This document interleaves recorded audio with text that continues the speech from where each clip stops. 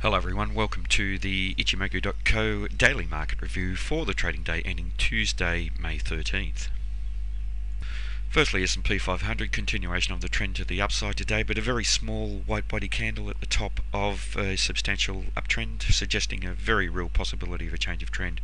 We've had the sellers close with control, not exactly what we'd like to see, and we saw the buyers lose commitment up above the round number 1900 level of resistance and the previous major high at 1897.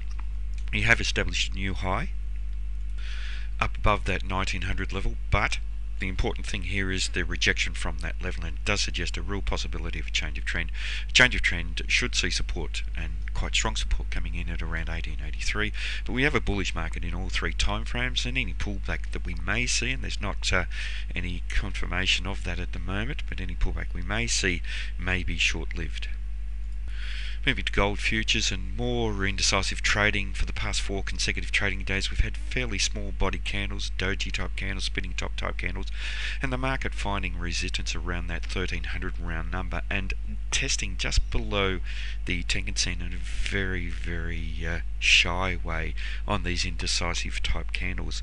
We are looking for a potential resolution of this indecisive trading, and in line with the market trading down below the cloud and the Kijun-sen being bearish in the long-term and medium-term time frames, it's a good possibility we could see the market trading lower, perhaps down to around the 1266 level.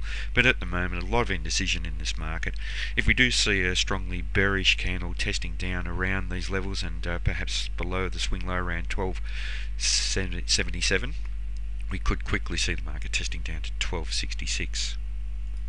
Next, NYMEX oil, and here a very strong bullish breakout up above the Ichimoku cloud. This is very good follow through after the breakout here. No follow through, the market retracing back to within the cloud, finding support at the 100 round number level, previous resistance, an important number, and then the buyers coming in strongly and a bullish breakout up above the Kijun-sen. What I'd like to see here is early bullish activity up above the highs of this candle, which are at 102.05, and we could see this market testing fairly quickly up to around the swing low around 102.75, or even perhaps to around the 103.39 level. We do have a bullish market in all three time frames, and the Chica span here is just above the corresponding price action. But if this market doesn't move substantially higher over the next week or so, we may see some indecisive indications from the Chica span.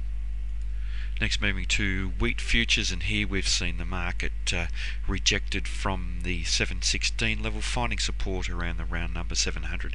We also have the Kijun-sen trading around that area, and that's a flat Kijun-sen, and very often price action is attracted back towards a flat Kijun-sen, and it wouldn't surprise to see the buyers come back into this market. There is strong resistance at 716 and 722, but if we see strong early bullish activity up above those levels, we could see the market testing back up to around the 740 level. We do have a bullish market in that longer term time frame and just in the medium term time frame, but just bearish in that fast term time frame. But the downtrend here is on fairly weak small body candles with fairly long shadows on the bottom, and it highlights that this 700 level of support is very important. A bearish breakout down below there could quickly see the market testing down to the top of the cloud around the 678 level. Next, the US 30-year bonds, and here we've seen the buyers come back into the market quite strongly today. A very large white body candle following the market finding support as suggested down around the 135 level. The buyers have taken control, whereas the sellers had control for the previous day's trading. They've shown some fairly strong commitment, but the interaction with the 136 level has been less than satisfying. We failed to close above there. We tested just above, and that will be an important level of resistance for tomorrow's trading. If we see strong early bullish activity up above there, we could see the market testing up to the 136.31 level. But if we look at this, all of this trading above 136, these shadows for about 6 or 7 consecutive trading days and then the sell-off, the market will need to find very much a lot of strength from the buyers to trade through that level, whereas they were previously losing commitment up around that level. But this strong bullish candle suggests that the buyers are attempting to build momentum. This market is bullish in all three time frames above each of the Ichimoku indicators and being supported by the Chica span, so suggesting that if we can trade through the 136 level in a bullish manner, we could see this market trade higher.